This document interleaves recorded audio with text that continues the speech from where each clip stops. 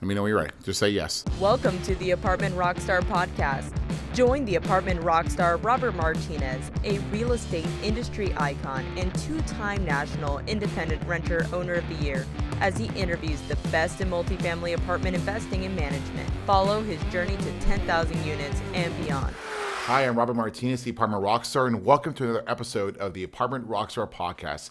Last episode, we got to talk to the teeth of Rockstar Capital, the video, the marketing team, the innovation team who generate all of our leads. But there's more. It was too much to do just for one episode. We have the rest of the team today. Hey, Ashley, how are you? I'm great. How are you? Ashley, tell everybody who you are. Let them know what you do with Rockstar Capital. So I'm the digital and social media specialist. I deal a lot with social media on a daily basis, creating content for it, pushing out other content that's been created.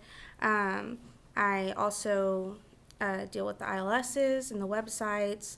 I make updates to when anything changes at the properties. I make updates to everywhere online. I also help out with events and just a little bit of everything. You are a jack of all trades. You're doing a lot. Yeah, I like it. It's a little, I get to learn a lot. That's awesome. It's like I share with Tracy, and when I'm just talking, I get excited, right? Because I remember 3 years ago, your whole group didn't exist in our group. I didn't know if I had budget or not. I just didn't have the innovation or the inspiration to do it. I credit visiting some of the social media gurus, specifically Gary Vaynerchuk, on helping me understand that you need to exist. And you need to exist on social media. And, what started with just like a videographer then turned into like Tracy coming into the group. And then Tracy turned into like other positions within the company. And then your position was created. So tell me, everybody, a little bit more on the day-to-day, what you do. Because you listed a bunch of responsibilities, right? Mm-hmm. And this is amazing, right? Because I didn't know we needed this before. There's just so much going on, from branding of the communities, the personal branding of the Apartment Rockstar podcast, the Apartment Rockstar brand itself. You're a big reason why we're at 24,000 followers today, because of the constant moving forward. We work together as a team on how we're going to do the content. Tell me a little bit more about what else you do, though.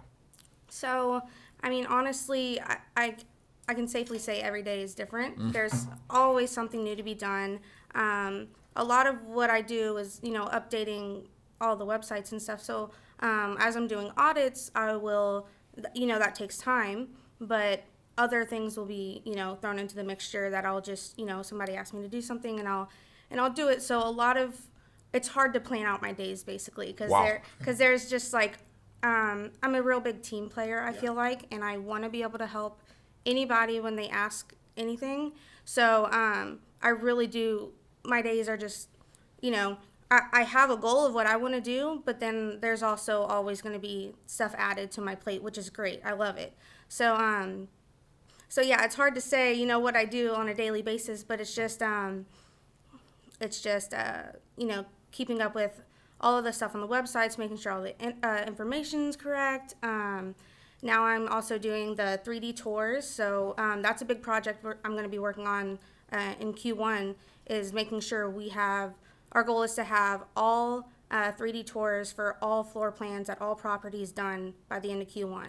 Now we have that already, right? You're talking about the new acquisitions. So we have it for, we don't have all floor plans for all properties. Okay. We have a majority of them, but there are a handful of ones that we're missing. And yes, they're from like new acquisitions from 2019. And, as we get new properties this year, so there's not a lot for that, but we want to make sure that's finished, because doing the 3D tours, like if the unit's not available, that's really important, and that makes us stick out.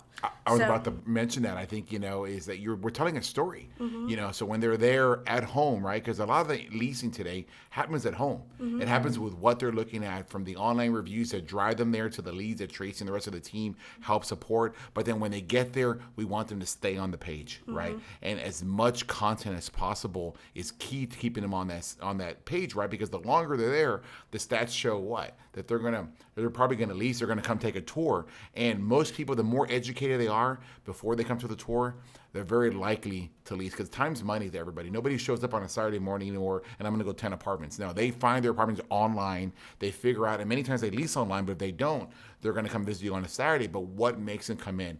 It's what you're doing. Mm-hmm. It's the 3D tours, is making sure that our product and our presentation is on points. Yeah, and I can confirm that because as a renter, my husband and I, like pretty recently, we've been trying to figure out where our next place is going to be, and we started out looking online. So I know that's where people start, and we made a whole list, and then we cut from it, and we decided which ones were worth our time going in and seeing, and a lot of it was based on what each apartment was putting out on their websites, on their social media. So I can definitely attest to that and say, as a renter, we do look at stuff like that. So how do we compare?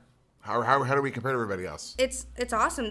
I honestly feel like there's no one else out there like us, at least in this area. Regardless of class, right? Yeah. Of apartments, whether it's an A or B or whatever. Yeah. You still think that our presentation is better? Yes, of course. And I think a lot of what really helps an apartment complex is the people who are running it. I feel like I could live in an old dingy apartment in a bad area, as long as I feel appreciated from the people who are running the place, and as long as I feel that my voice is heard, and if there's an issue, I know it's going to get fixed, and that's what matters to me. So I definitely feel like Rockstar does that, and I personally live at a property in Kingwood, and I love the property, but the management is just, it's not great. I don't feel like at home there. So it's definitely who's running it. I think that's a key point to what you just said. I'm very fortunate. I get to live at a super nice apartment community, a high-rise tower, and I pay for it. I pay for a lot of money. I pay a lot of money to live there, and I have a tremendous view and what have you. But I can tell you right now, if there weren't other factors related to me living there, I wouldn't live there. I don't like management. It's definitely, and brand is everything, right? It is not one of the big names that I'm trying to compete with. It is a lesser name, and you can see the lesser product. Stuff takes a long time to get fixed.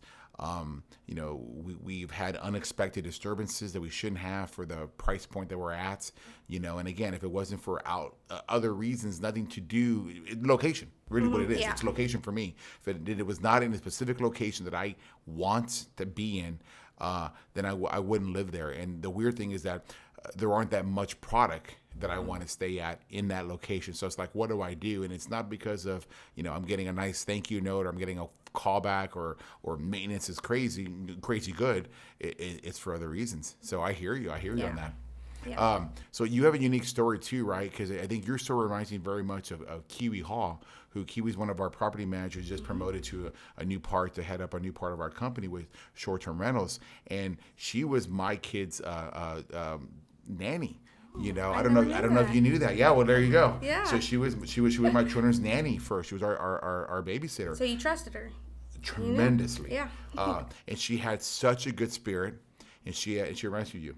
She had a great smile, and she was always so sweet. My kids were self-contained; they don't need stuff, but they'd always want to interact with her. And it was so interesting. And so she got an opportunity to be a property manager for us, right? And that was, you're going back 5-6 years now, and she took that same kind of spirit and became the community manager. And that property did as well as any have ever done. And we just recently sold it, for a 673% return for our investors, which is literally a 96% annualized return. If you had given me $100,000 back in 2012, I gave you almost a 7-to-1 cash back, 7 years later. And it's all about the person sitting in the chair. And you have that kind of quality in you, but you also have a similar background, don't you? Yes. Tell us a little bit about your background. So Tracy Tyler, who is the VP of marketing, she, I was her nanny for her two boys, and we, got really close, and I was always unsure of what I wanted to do. I thought no matter what, I wanted to do something with kids because that was my passion ever since I was younger. But I was just kind of stuck, and she came to me with this opportunity to come in as a contract and do social media and do some projects, and it was less than a month, and I had already decided it was what I wanted. I wanted to be Rockstar. I wanted to be a part of it, and I wanted to be a part of the growth. And it was honestly one of the best decisions I ever made, and it was awesome to have that opportunity. You are very special, Ashley, and the fact that you're, explaining the situation as it is and showing the emotions you are shows how committed you are. And I got to surround myself with heart. I got to surround myself with winners, and you are clearly a winner. You started out contract and you got a lot more responsibility, and you're getting. I mean, you have access to me every single day. Now, I'm not the most important person in the company because there's other people. The people that are sitting in those chairs every day are the most important people, but I've got a pretty busy schedule, and you make it easier for me. You help me. You're always there. You always answer a text, and so you're taking care of the community, the portfolio, the rest of that. And I just want to say thank you. You're doing a hell of a job. I can't say enough about you. I have no idea what your growth plan is or growth path is because we're growing. I just, like I was saying, your position didn't even exist 3 years ago. It didn't exist 2 years ago, and it's really coming on a year really or whatever that it didn't exist then, and so it's like there's so much opportunity in this company, and you're so young, and we're going to meet Sarah in just a minute, right, and another person who very similar, right, just there's so much opportunity in our company, and it's great that you surround yourself with people that have tremendous work ethic and heart who are just willing to give it their all. So thank you so much for joining us today. Thank you. All right, so now we're being joined by Sarah Newman. Sarah, welcome to the Apartment Rockstar podcast. Hey, thank you. How are you doing? I'm doing really good. It's my first time on here, so I know. I'm really excited. How's that possible? You've been with us for how long now? 10 months, 9 months, It was yeah. longer. I know it feels much longer, but I've loved every second of it so far. far. That's awesome. Here, tell everybody what you do a little bit in a nutshell. Yes, so I'm the corporate brand strategist. So basically what I do is I'm the voice of Rockstar Capital. I take what you say, what Tracy wants me to, push to everyone, and I turn it into, blog posts. I respond to Facebook messages, Instagram messages. I speak with our employees, learn their stories, and tell, because there's a ton of stories in Rockstar. So you're a storyteller. Yes. Did you ever think you'd be a storyteller? I know you. So what is your background? So my background is in multi-platform journalism from Sam Houston State University. Great university for a journalism degree, right? Yeah, yes, that's what I've heard. So with that, I have a minor in marketing, so that's what I am doing now. But I've always written stories. I've always been a story writer just in my free time. So I'm not surprised that this is what I'm doing now, and I really enjoy it as well. So go back, let's say 2 years ago. You're still in school, right? Yes. Okay. What did you envision your first job or your first employment in the real world, the adult world, was going to be? I was pretty confused at that point. I started as a criminal justice major, switched to finance, and then switched to mass comm at Sam Houston. So I was not too sure what I wanted to do, but I knew I really loved writing. And so mass comm encompasses a lot of things like broadcast news, journalism, and public relations. So at that time, I thought I was going to be more on the public relations side of a team, but marketing is also something that I really enjoy because it's also part of storytelling and creating relationships with your, potential customers. And so that's what I got this opportunity, a message on LinkedIn, and I said, you know what, I'll go for it. Wow, so that's how they found you on LinkedIn. Yes. Yeah, because we found you through a recruiter, right? Yes. Okay, yeah, and again, it's funny. We were very hungry for your position, and I remember we actually hired. We were going to get one. Right, I want a writer on the team. I wanted someone to help us tell our story, and then we kept interviewing each of you, and it's like everybody was so good, and we were like, okay, we can do two, and then I'm not sure what the last one was. I think it was John, and I'm like, oh no, what are we gonna do here?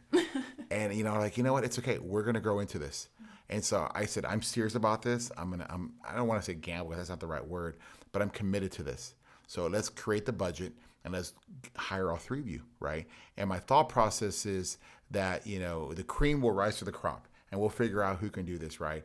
And in the end, two of you rose to the top, right? Which has been fantastic, right? So, I didn't realize how much there was to do in terms of communication, right? Because one of my goals for 2019 was to increase the communication with our staff, with our communities, and with the investors database, right? With all the people. We've raised $100 million in equity, and it's our duty to share with them our story and let them know how their investments are doing and where we're going and strategy. And I can write, but I don't have time to write everything or come up with like the concept. And so you and John have just done an amazing job, being able to communicate our story. Well, what is it that you like about what you do at Rockstar? So storytelling to begin with, but I've been here for 10 months, and so far I haven't written stories about anyone like specifically, because I've been spending those 10 months getting to know everyone and getting to know their stories. And since Rockstar is growing so fast, I get to see them grow, and that's, more stuff I have to tell about them. So going into 2020, I'm really excited to finally get those stories out. And, before they didn't talk to me because they didn't know who I was, but now that they know who I am, they're like, oh yeah, they tell me a lot more. So that's a lot more I can tell about them. I think with every position that we create, especially when it's the first time and it's not an established position, it's so easy to understand what a property manager does because we've done it for so long. It's so easy to understand what a regional manager is supposed to do. But even in some of those roles, right, where we didn't have a head of marketing, like what is a head of marketing supposed to do, right? What is a VP of operations supposed to do? Like what is a financial analyst? Like doing it for the first time, you learn, right? And so adding your roles, it was new to us. And so let's have a frank conversation. What was it that you thought you were going to do, and what is it are you actually doing? Is it or are they the same? Well, it actually drastically changed. Yeah, that's what I thought. That's where I was going. I thought we had a good conversation on this. Yeah, so where I started was actually I was going to be more writing for you and working with you more closely, but then John was picked for that position. I think he does an amazing job. He does great. He's built a great relationship with you and Sam. Yeah. But then I was switched to more of the Rockstar story and telling that. And honestly, I really enjoyed the transition and the changing of my duties and responsibilities and adding on to it as well.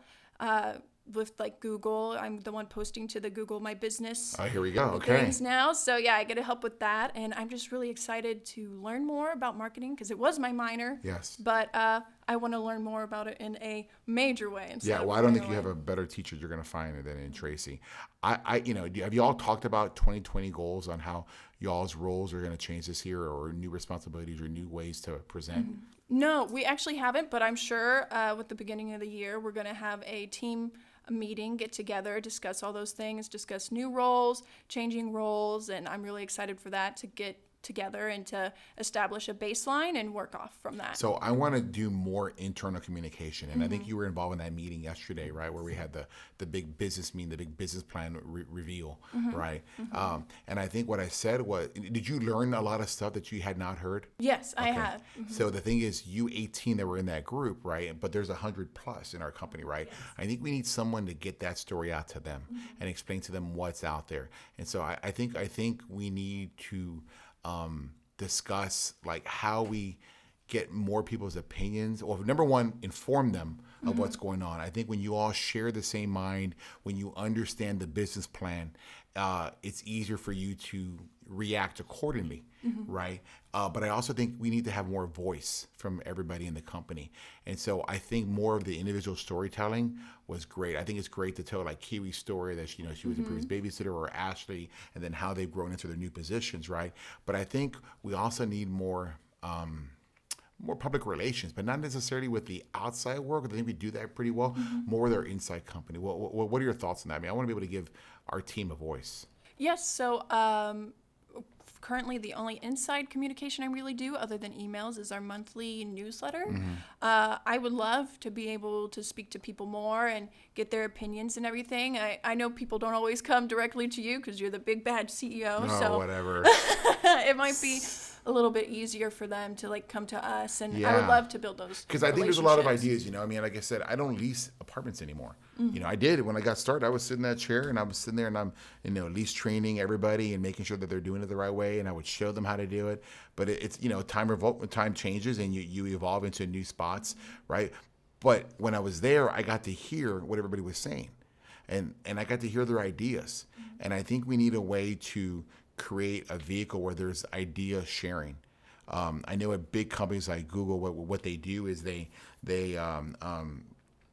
take people from one department and they have them work in another department for a short amount of time, and you get to hear what they're doing. And sometimes a problem comes up, right? And you're like, oh, we can't figure this out. And then somebody comes in from a completely different part of the world, right? And you're like, oh, wow, well, have you tried this? I'm like, no, I didn't, because you get so tunnel vision, right?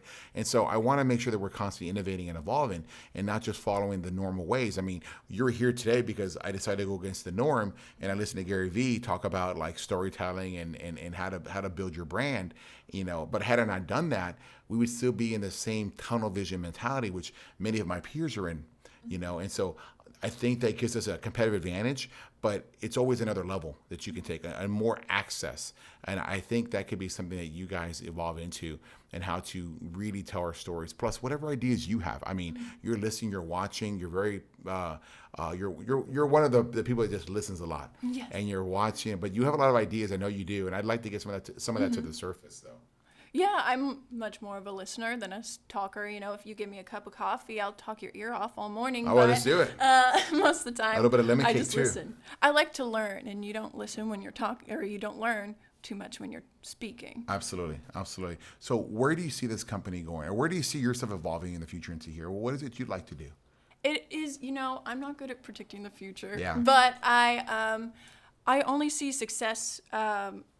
You gave us that big opportunity with the fund, and honestly, I already knew when you brought it up that I was going to, be taking advantage of that opportunity. Wonderful. Because I believe in you and your work ethic, and you care about investors, whoever they are, however much they invest. You want them to be happy and successful along with you. You don't want to rise to the top on your own, and that's something you don't see a lot in corporations today. I really appreciate that. It reminds me of the story that Sam shared yesterday where, he was one of my earliest investors back in 2008. I didn't even have Rockstar yet. I was at another company where I was the operating arm. And he invested in that deal solely because I put my money into that deal. And he's like, I know you, and I know how hard you work, and I know you're not going to let anything happen to your kids' money. And if my money's next to yours, then my money's protected. And so that's the same thing I would say to you and anybody else, is that's how I treat it. Every deal has my cash in it, but it also has my investors' cash. Many of them are close friends, family members, my mom's in these deals, And so you want to make sure you protect them. So that means the world to me. Thank you so much. Yeah, not a problem. Next up is Jonathan Richter. John, how are you, man? I'm doing well. How are you? Man, it is crazy, right? I mean, you're there next to me all the time. I know. It's like, somebody mentioned earlier on another podcast, like you don't know what's going to happen today. And that's kind of how it feels. Oh, yeah. Every day is an adventure, kind of like Ashley was saying. It's hard to plan your weeks. Tracy has us, send what we think we'll be working on, and without fail, it's never accurate. No. Welcome to Rockstar Capital. Yeah. That's what happens when you have a growing company. Yeah, my favorite is getting a call from Sam, like on a Monday morning, saying, hey, can you come over to my place? We need to connect about something. And it always means that there's something big coming up. All right, so you're obviously playing a bigger and bigger role in the business. You're telling our stories, but tell a little bit more. Tell everybody who you are, how you found Rockstar, and what it is that you do. All right. My name is Jonathan Richter. I am 23 years old, and I started at Rockstar. Was that for the single ladies, or was that just to let everybody know? No, I'm engaged. Oh, well, you didn't say that. But it wasn't part of your bio. Oh, sorry. Well, I was born in a log cabin that I built with my own hands. Wonderful. I went to college at Texas A&M University, your alma mater, and I got a degree in agricultural communications and journalism. Because there actually wasn't a journalism major offered by the school whenever I came in as a freshman. And then my sophomore year, they brought it back. And I thought, I remember that when I was in school, they were getting rid of it.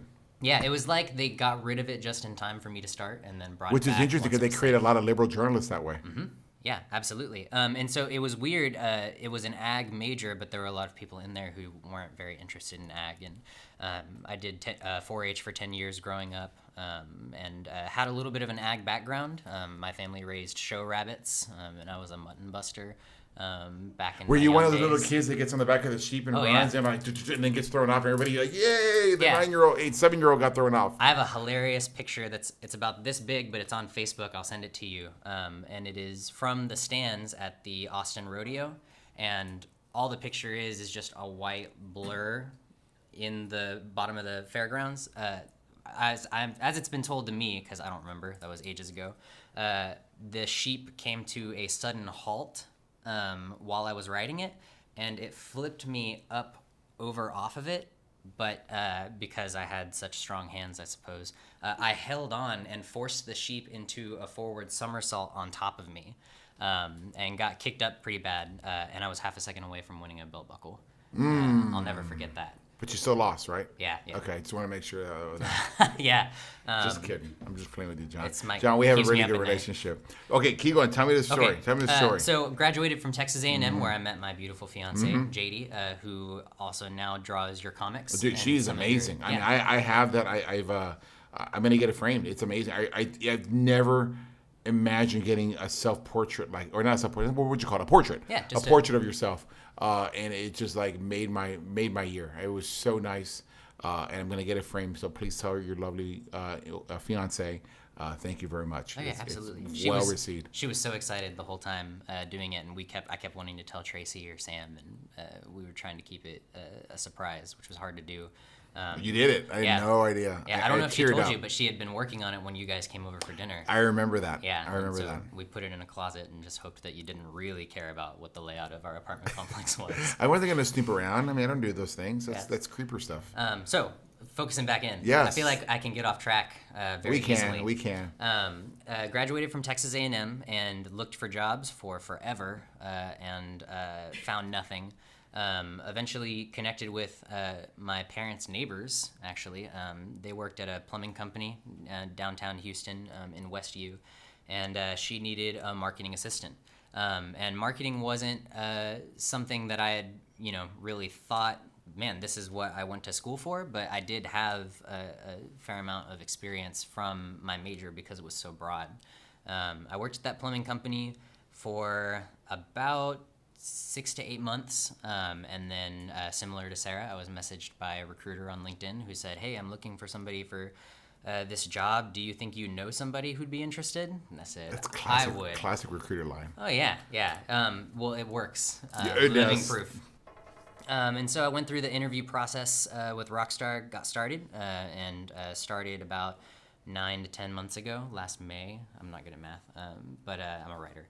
I started as an executive brand strategist, and the initial idea was that I was going to take your thoughts and sort of transcribe them onto paper to help you with LinkedIn articles, some of your social media posts, and sort of all of the content that you put out, just kind of helping to guide it.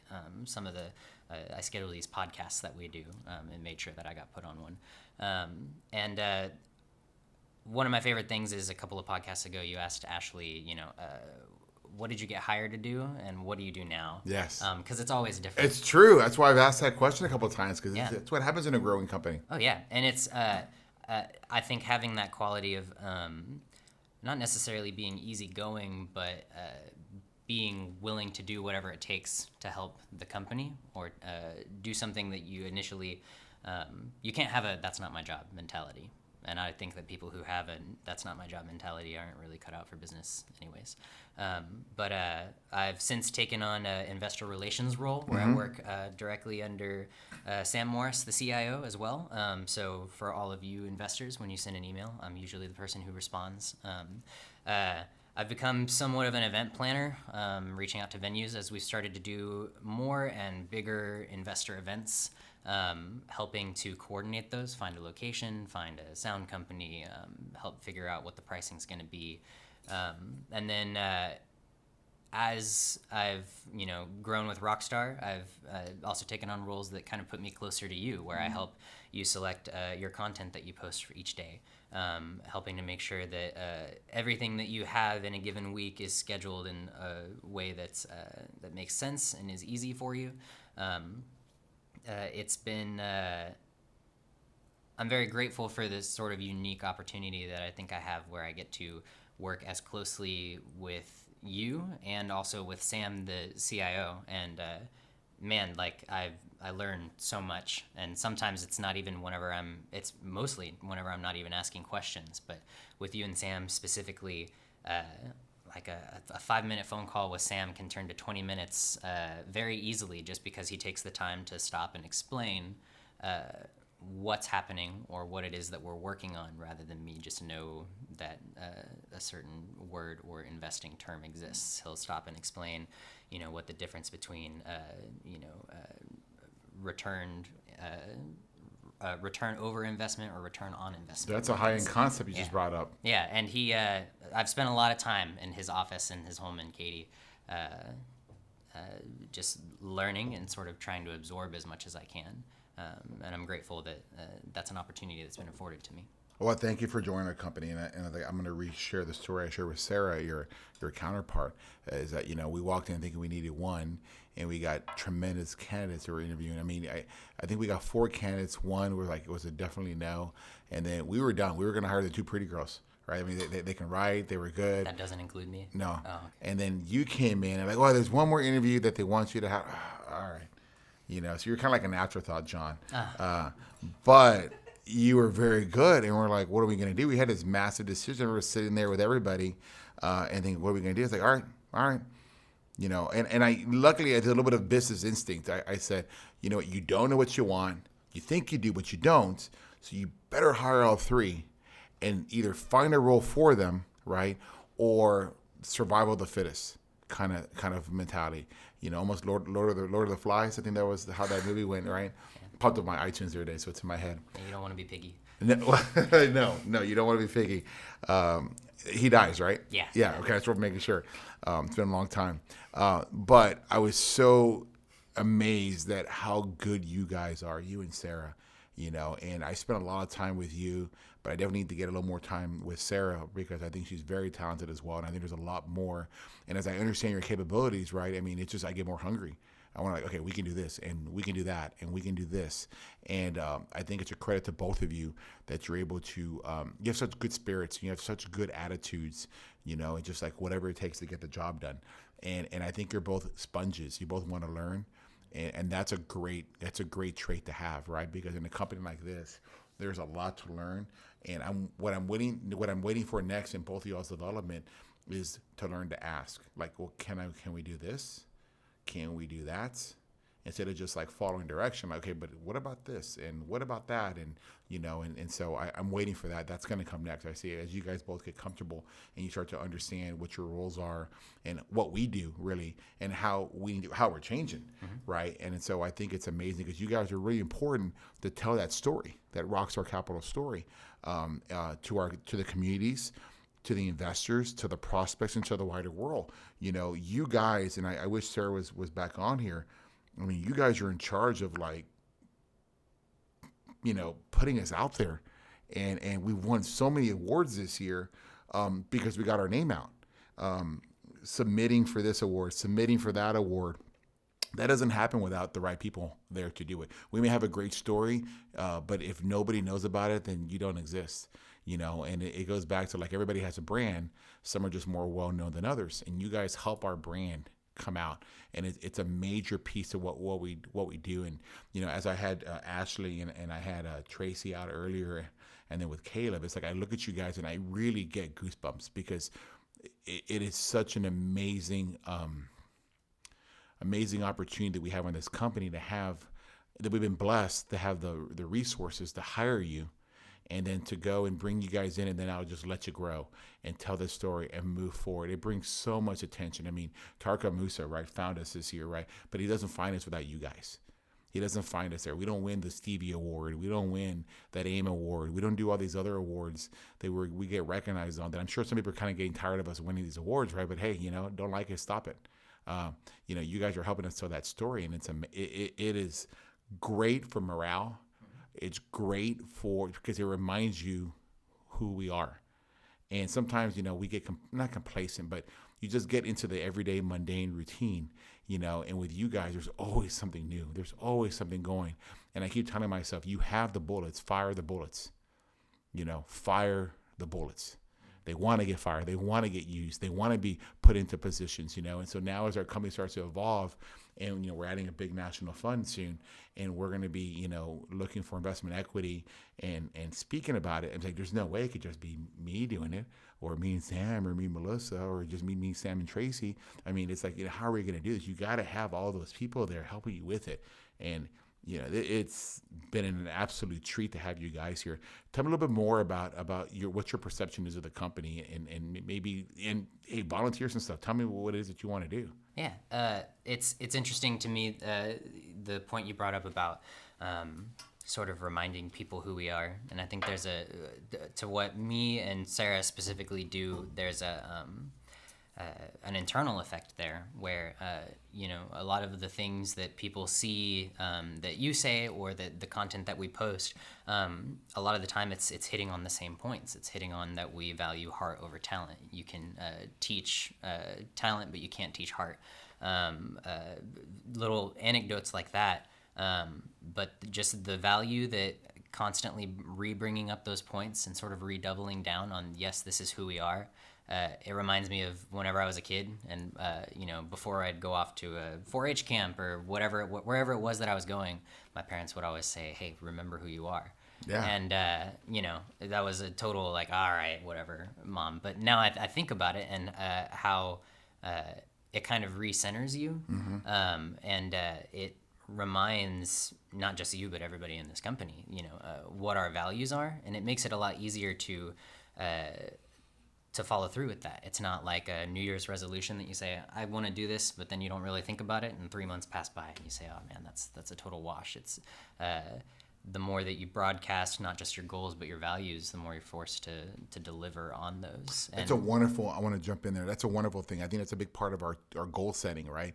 Is that people are like, why do you talk about the awards? Why do you talk about these goals? Why? Because you have to. That's how you're going to achieve them. You create these crazy goals, and then what do you know? Things happen. Like one of the goals I said, right, was like, I think we'll make a national TV appearance. Because I'm like, okay, I had no opportunities to do a national TV appearance anywhere, but I'm saying them, and I believe that they're going to happen. In fact, there's already a couple little whispers of an opportunity to do something here and there. And you're like, wait, what? Like, how does that happen? Like, I don't know how the world, the universe, God, whatever you want to, believe in, but there's something to it, right? And so I think you have to share your goals. You have to let somebody know that these are your goals. And then next thing you know, they start to happen. You start to believe in it. And when you sleep at night, you start to marinate and stuff. And, you're like, what if I do this? What if I do that? I think at a baseline, it's the same as whenever you're trying to remember a phone number and you just repeat it to yourself over and over and over in your head until you can it becomes a reflex. That's really astute. So that, whenever someone asks you, hey, what do you want to do? If you've told yourself, this is what I want to do, this is my dream, this is where I'm going, it becomes a reflex. You don't have to think about it, which is a big deal for me. I'm the kind of guy who, like, a cashier asks my name and I say, Jonathan. It takes me a moment to process that. But there are these the more that you process something over and over again, the more it becomes a part of who you are, something that you subconsciously do it. And I think that, to answer your question, you asked about, what do I think about Rockstar? I think that it's a company that does put its money where its mouth is with its values, and where it goes. It's a very unfaltering commitment to all of that. And I think it's also a company that, on this latest project that we've been working on, you've been talking about how 2020 is going to be a big year. We're starting to grow extremely rapidly, but we're not letting that happen to us. We're preparing for that growth. And companies that I've worked for in the past very much had the capacity to grow, and they hit this bottleneck and then never did anything to change the shape of the company. So nothing else could get through. And it's one of the most frustrating things in the world to be at a company that's has the potential to grow, but just can't get what they need to done to facilitate that growth. And I see Rockstar as something that's, the fact that you hired a journalism team before you needed one, you just knew this is something that a direction I want to see the company go. We're going to hire these people, see how it goes. If the project fails, that's fine, it fails. But at least we won't say that we didn't try whenever we could have. And that's a huge value that I think Rockstar adds. I don't know where. I can't say, kind of like Sarah said, I'm not good at predicting the future. I don't know what my specific role will be, 2-5 years from now. But I think that the trajectory that I see things going on, you could have a whole team of Little Johns that, not the rapper, but little me's that walk around just following you, taking your thoughts down on paper, learning from you, and then taking sort of learning how to be you almost, so that they can take those thoughts and put them down on paper. And I would like to be that guy who knows you to a T uncomfortably, to be able to say this is what he would say, this is what he wouldn't say, and to sort of reach that point where you don't even have to think twice about it. You mentioned at the meeting yesterday that one of your things you value is being able to have somebody that is so good that you can ask them to do a task, and then you don't have to think about it. Yeah, because it gets done. Yeah, because again, it wasn't like that at the beginning. It was a very different company. It was where you're the owner, the operator, but you're also every other position in between. And you have to do everything yourself. And the hardest thing in time is learning to let go. But why do you fear letting go? Because you're afraid you don't have enough talent and core competency around you. And that's the truth when you're getting started, right? Because you're on a budget. You can't go get those kind of talents. I am so blessed that in 2020, that we're at this spot we're in. It is just an overwhelming joy that that I sleep with at night, knowing that we have y'all's group together. It is such a shot of like next level stuff, that it pushes us, it forces us to grow. And I know you're the first text I get most mornings, and it's like, oh, it's John again. It's like, I gotta here's my calendar reminders. Here's the articles that we're going to talk about today. And I told you, I had a conversation. I go, listen, I get busy, and early bird gets the worm. You're going to have to keep knocking. You're going to have to keep knocking on that door if you want me to get my attention. And yeah, you text and you call at the wrong times all the time, but eventually you get my attention, and we get that product out, and it stays consistent. And so you're following that to a T. And again, you've been an amazing addition to the team. Thank you so much. It's been awesome. That was a very special episode of the Apartment Rockstar. Tracy and her marketing team have literally increased the IQ of this business. And you surround yourself with heart, you surround yourself with talent, but you got to have a lot of brain power too. You can't be the only guy coming up with the ideas. You got to have people that are there coming up with ideas, and then, man, more importantly, execute. Right? Nobody gets paid until you execute on the ideas. Somebody once had the idea for Uber, but you know what? We don't know them. We know Uber. Somebody once had the idea for Netflix, but we don't know them. It's called Netflix, right? So it's like you got to surround yourself with as much talent, hard work, work ethic, commitment, and brain power. And I think that'll be something that I'm learning. We've really increased our future capacity with the addition of the digital marketing team. So thank you to Tracy, to Kayla, to Ashley, to Sarah, to John. Thank you guys so much. You've been an amazing addition. You're going to definitely power our next 10 years.